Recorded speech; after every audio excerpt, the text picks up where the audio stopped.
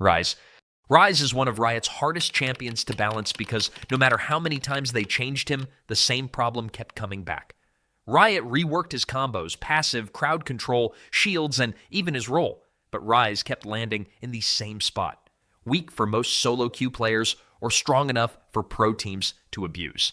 Depending on how you count the overhauls, Ryze has gone through roughly half a dozen major reworks or large-scale gameplay updates over League's history.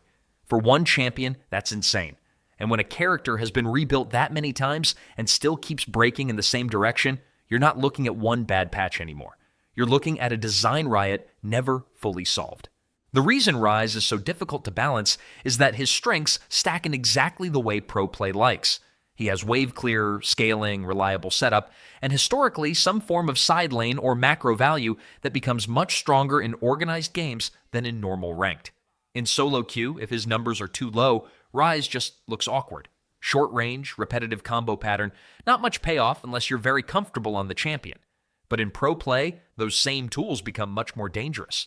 Wave clear means he can neutralize lanes and move first. Point and click or reliable lockdown makes ganks and setup easier.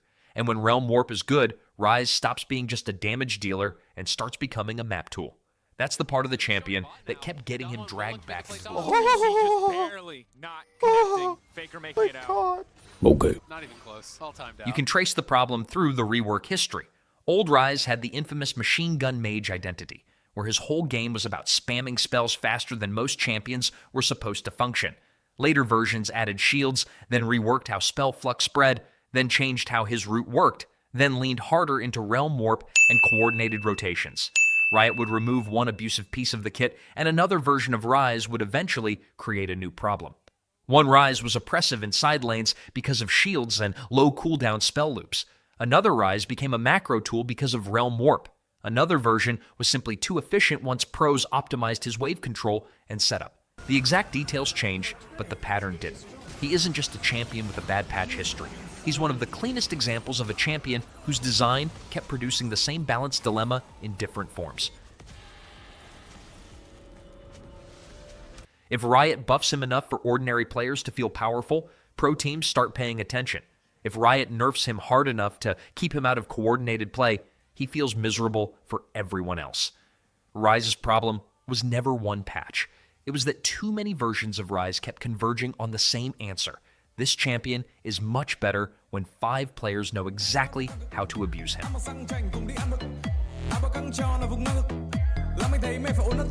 Arc Warden.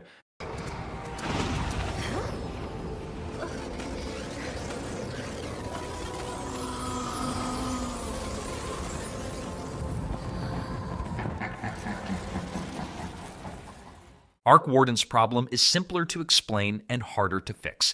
He's a Dota hero built around having more than one body, more than one set of cooldowns, and more map pressure than one hero is normally supposed to generate. When Arc Warden is weak, he can feel like a gimmick. When Arc Warden is strong, the game starts feeling like the enemy team has hired a second Arc Warden on contract. That's why he's so frustrating to balance. Tempest Double doesn't just make Arc stronger, it breaks one of the game's core assumptions about how much value one hero should be able to create at once. Here we go, man, from 100 to 0! Get! That's the heart of the design problem. Tempest Double creates a clone that can use abilities and items with its own cooldowns, which means the second Arc Warden is tuned high enough to matter, Arc stops playing by the same rules as everybody else. One hero can shove multiple lanes, farm extra parts of the map, force high ground defenses with clone pressure, and throw out item actives and spell casts without risking the real body nearly as much. That's not automatically broken in every patch, but it's a dangerous baseline. It means Arc Warden's strength doesn't just scale with his numbers, it scales with every useful item interaction, and every map state where I have a second body doing work for me becomes oppressive. And historically, that's exactly what players hate about Arc Warden patches. The worst Arc metas aren't always the ones where he kills you the fastest. They're the ones where he turns the match into labor. Clear the wave, kill the clone, deal with spark wraiths, push into magnetic field. Repeat.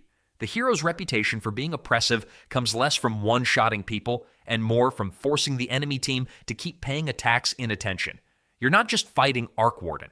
You're fighting the amount of time Arc Warden can waste. Even though Valve has repeatedly had to rework and patch the Tempest Double's restrictions and interactions over the years.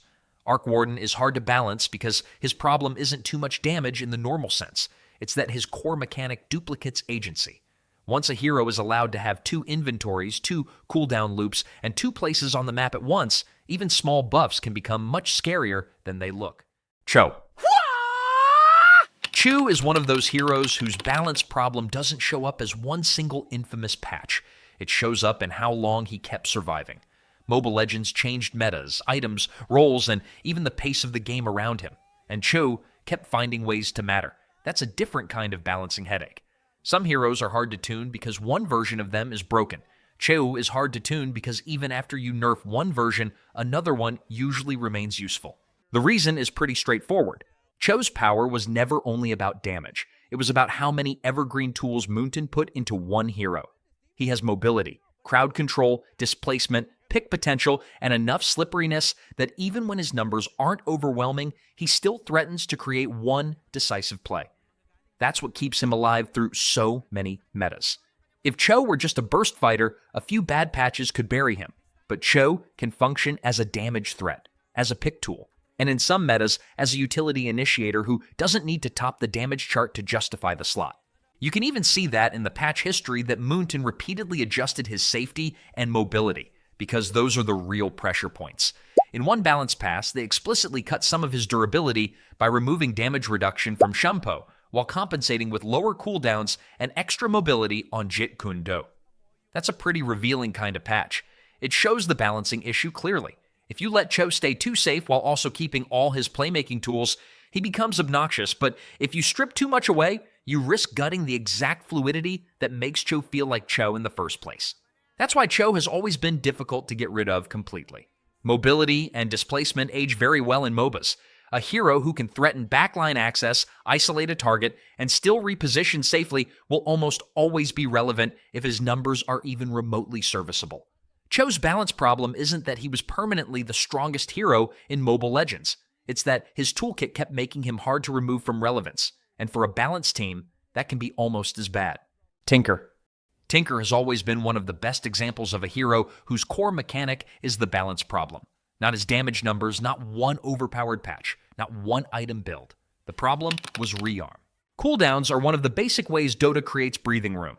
If a hero uses Hex, Shiva's Guard, Laser, or some other major tool, there is supposed to be a window where that tool is unavailable. Rearm spent years making that rule optional.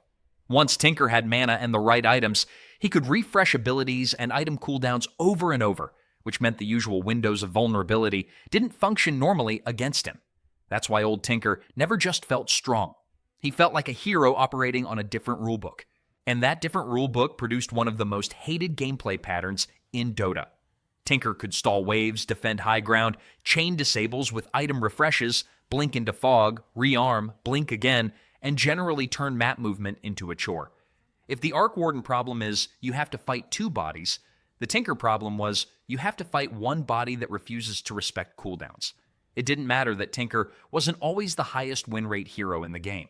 The issue was that viable Tinker patches often produced a play experience players considered miserable. Valve tried to sand down the edges for years. The hero lost March of the Machines in one redesign, gained other tools, and kept mutating. But the biggest turning point came in patch 7.36, when Valve removed one of the most defining parts of the old design by making rearm no longer refresh item cooldowns. That wasn't a normal numbers nerf.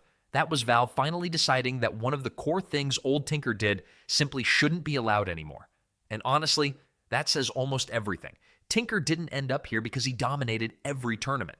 He ended up here because Valve spent years trying to preserve the fantasy of a cooldown resetting genius inventor without preserving the exact gameplay pattern everyone hated. And eventually, the easiest solution was to kill the worst part of that pattern outright. Kalista, the Spear of Vengeance. Take it! Take it off!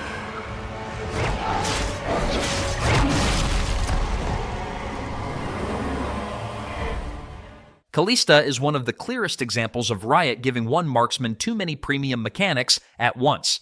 She was the 122nd champion released in League of Legends, and on paper, she looked like a very modern ADC.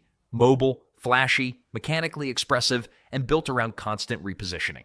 In practice, she became one of the hardest marksmen Riot ever had to balance, because her kit wasn't just strong in one area. It combined lane control, objective control, mobility, and support synergy in a way that scaled much harder in coordinated play than in solo queue. The first big problem was her passive. Kalista's hops on every attack gave her a kind of kiting and repositioning profile that most marksmen simply weren't allowed to have. The second problem was Rend, which made her one of the most oppressive objective control ADCs Riot had ever shipped. Dragon and Baron aren't supposed to feel like they belong to the marksman, but Kalista made neutral objectives revolve around her. And then Riot added Fate's Call on top of that, which turned her support into an engage tool, a rescue button, and a lane partner with unusually high tactical value. Each of those mechanics would already be useful on an ADC. Putting all of them together made Kalista a balanced nightmare. That's why her tournament history matters so much. At Worlds 2017, Kalista was banned in every single game, a 100% ban rate. That stat is useful because it makes the point immediately. Riot hadn't just released a strong ADC, they had released a champion pro teams eventually decided was safer to remove from the draft entirely than to play around. And that decision made sense. In pro play, Kalista's lane pressure, objective security, and support coordination all become more valuable at the same time. Riot's response over the years says a lot too. Kalista spent a long stretch of her life with a built-in 90% AD modifier on her basic attacks because of how martial poise interacted with her attack pattern. That's a very strange balancing handicap for a marksman. It's the kind of thing you do when ordinary tuning isn't enough, and you're trying to put a governor on the champion at a system level. Riot could nerf her numbers, but the real problem was always the same. If Kalista is tuned high enough for ordinary players to feel good on her, coordinated teams extract far more value from the same kit than solo queue ever can. That's why she spent so much time in pro play jail. Her problem wasn't just that she was strong, it was that her kit scaled too efficiently with coordination. This guy is an absolute wizard, and he's decimating Weibo again. This time, it's finally over. Tiny the Stone Giant. Tiny is one of the most flexible balance headaches Dota has ever produced because he keeps finding new ways to be relevant. Some heroes are difficult because one mechanic is inherently toxic. Tiny is difficult because his toolkit has supported too many different identities over too many different eras. Burst support Tiny, carry Tiny, building hitting Tiny, flex pick Tiny, Tiny IO Tiny. The problem isn't that one version of Tiny lasted forever. The problem is that when one version finally gets nerfed, another version tends to appear later. That's what makes Tiny such a headache compared to a more straightforward balance problem. Some heroes are hard to balance because one mechanic is inherently toxic. Tiny is hard to balance because his toolkit keeps enabling different identities depending on the patch. At his core, he's always had that classic avalanche toss threat. One of the most iconic burst combos in Dota. The kind of thing that can make squishy heroes feel like they've been mugged by a boulder. But if Tiny were only a burst support, he probably wouldn't make this list. The real issue is that Dota kept finding new ways to let Tiny be useful, and every time one version got nerfed, another version popped up. There were eras where Tiny's role was simple. Get levels, get blink, toss someone into the afterlife. Then there were patches where tree grab and his scaling turned him into a genuine core threat, suddenly chunking towers and the farming faster than a hero with that much burst probably should. There were flex pick eras where Tiny could show up in multiple roles, which is always dangerous in pro Dota because flexibility in draft is basically its own stat. And then, of course, there's the Tiny IO Legacy, one of the most iconic pairings in the game, where Tiny stopped being just a hero and started being a projectile launched by a glowing blue support with terrible intentions. That constant identity shifting is what makes balancing Tiny so awkward. Nerf the combo damage and maybe carry Tiny still exists. Nerf the carry scaling and support, Tiny still offers instant pickoff. Touch his farming or tower damage, and another patch might buff an item or stat interaction that makes him scary all over again. Tiny isn't impossible because any one version of him is permanently broken. He's difficult because the hero's kit is broad enough that Dota can keep rediscovering him. He's one of those heroes where the game's evolving systems, talents, items, role priorities, lane setups repeatedly shine a spotlight on a different part of the same toolkit. Fanny. Most heroes live and die by the patch notes. Fanny lives and dies by the person touching the screen. In average hands, she can look like a flying gold donation with a fuel problem. In the hands of a specialist, she turns into one of Mobile Legends' most terrifying snowball assassins, crossing walls, diving towers, deleting squishies, and escaping before the fight even properly starts. That's what makes balancing Fanny so miserable. Moonton isn't tuning one hero. They're tuning two completely different realities. Fanny's entire existence is built on one of the nastiest balancing variables in any MOBA. A skill ceiling so high that it distorts the hero's power depending on who's piloting her. On paper, the idea is simple. She uses steel cables to fly around the map at absurd speed, chaining wall angles and energy management into one of the most mechanically demanding playstyles in Mobile Legends. In practice, that means the same hero can look completely useless for one player and completely unfair for another. A beginner Fanny wastes energy, misses angles, arrives late, and dies under a tower like they were trying to donate content to the enemy jungler. A great Fanny makes the map feel smaller. She reaches fights earlier, invades faster, punishes squishy backliners harder, and turns every exposed lane into a possible crime scene. That's why her balance history is such a loop. If Moonton buffs Fanny to help regular players actually get value out of her, high-level Fanny specialists start turning ranked into a snuff film. If they nerf her to keep those specialists under control, average players are left with a hero who feels like she costs a PhD in geometry just to go even. And because her power is tied so tightly to movement and energy efficiency, even small numerical changes can hit way harder than they look. Tweak the energy costs too far, and you've gutted the hero. Buff the damage too much, and suddenly every player with demon-level mechanics is farming montages again. Fanny doesn't have the clean balance knobs most heroes do, because the thing that makes her special, extreme mobility in the hands of a specialist, is also the thing that makes her impossible to tune fairly across the whole player base. That's also why Fanny's reputation in Mobile Legends has always felt larger than life. Even people who don't play her know what a good Fanny means. It means panic. It means hearing the cables and checking if your marksman is about to vanish. It means wondering whether the assassin currently crossing half the map in 3 seconds is actually balanced, or if Moonton just gave up and decided only God can judge this hero now. And honestly, that's why she belongs here. Fanny isn't hard to balance because she has the most overloaded kit in MLBB. She's hard to balance because her kit scales with player execution so violently that the patch notes stop being the main source of her power. Io the Guardian Wisp. If Dota 2 had a prison wing for heroes that become completely disgusting the second 5 professionals coordinate around them, Io would own the building. Wisp has spent years as one of the purest examples of pro play jail because almost everything valuable about the hero, tether, relocate, sustain, saves, turning one teammate into a raid boss, gets exponentially stronger when the people using it actually know what they're doing. That's the first thing you have to understand about Io. This hero is not really designed to be judged by his own stat line. Io is a multiplier. He makes somebody else better, faster, harder to kill, and much more obnoxious to deal with. Tether gives movement and sustain. Overcharge has historically turned carries into monsters. Relocate can break one of Dota's most important constraints, travel time, by dragging a core across the map to turn a pickoff into a numbers advantage or a split push into a fight. None of that sounds fair in a coordinated environment because it isn't. Io doesn't need to top the damage charts to become broken. He just needs one elite teammate and a draft built to exploit what he offers. And that's exactly why balancing Io has always felt impossible for Valve. In normal pubs, especially lower coordination games, Io can look underwhelming. He's fragile, he's team-dependent, and a lot of his value is wasted if your tether target has the map awareness of a houseplant. But in pro play, all those weaknesses shrink. Suddenly, Io isn't a weird support who needs babysitting. He's the engine of the draft. Pro teams know how to lane with him, how to time saves, how to use relocate aggressively, how to draft a carry who becomes monstrous when permanently glued to a glowing orb. That's why Io has spent so much of Dota's history oscillating between niche pub hero and please ban this thing before it ruins the tournament. There were even periods where Io got pushed into core roles because apparently enabling one broken teammate at a time wasn't enough, and Dota needed to see what happened if the light bulb itself started farming. Abathur. Abathur is the kind of MOBA character that sounds fake when you explain him out loud. He doesn't really want to lane like a normal hero, fight like a normal hero, or even stand near danger like a normal hero. Instead, he turns global soak, remote support, clone pressure, and map-wide harassment into an entire playstyle, which made him one of the strangest balance nightmares in the genre. Because Blizzard wasn't trying to tune a fighter or a mage.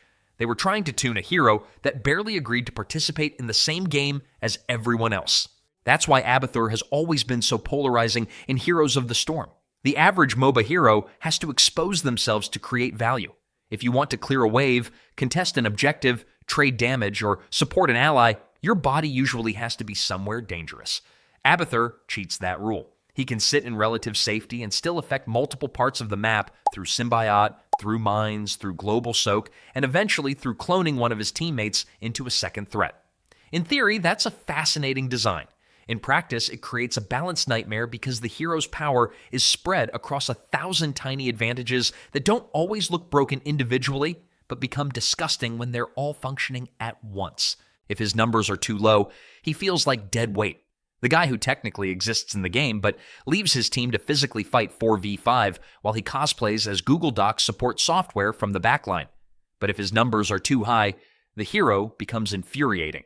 Suddenly, one team has better soak, better map pressure, better pick support, extra harassment, and in some cases, a clone that lets their best diver or assassin show up twice.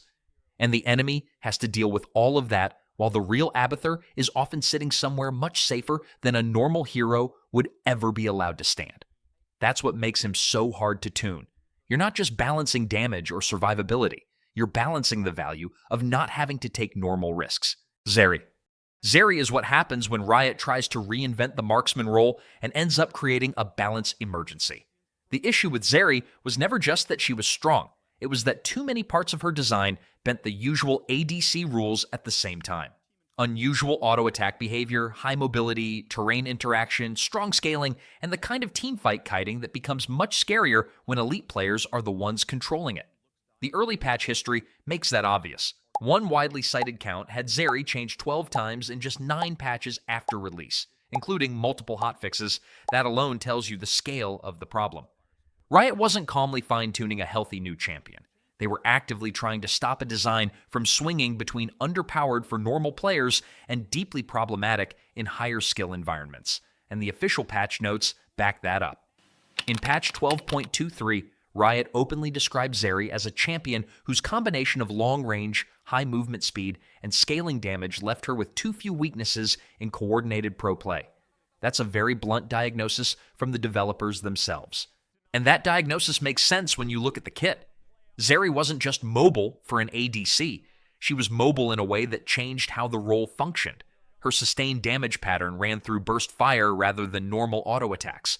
Her movement and wall interaction let good players kite in places other marksmen simply couldn't. Her scaling meant that if you didn't kill her, she often became a much bigger problem later. That combination is already dangerous in solo queue. In pro play, where spacing, peel, and terrain use are all better, it becomes much worse. That's why Riot eventually had to go beyond ordinary number tuning. The 12.23 changes were effectively a mini overhaul aimed at cutting down the exact traits that made her so dominant in coordinated play. Later changes in 13.12 removed or reshaped more of the overloaded interactions around her passive and item synergies. The important point isn't memorizing every Zeri patch, it's understanding what the patch history says. Riot kept returning to the same conclusion. If Zeri is allowed to keep too much range, too much speed, and too much scaling safety at once, pro players turn her into a problem faster than solo queue ever can. So Zeri belongs here not because she had one notorious patch, but because she immediately exposed a familiar MOBA truth. The more exceptions you give a carry, the harder that carry becomes to balance. Riot wanted a fresh, expressive marksman. What they got was a champion who spent a huge chunk of her early life in the patch notes.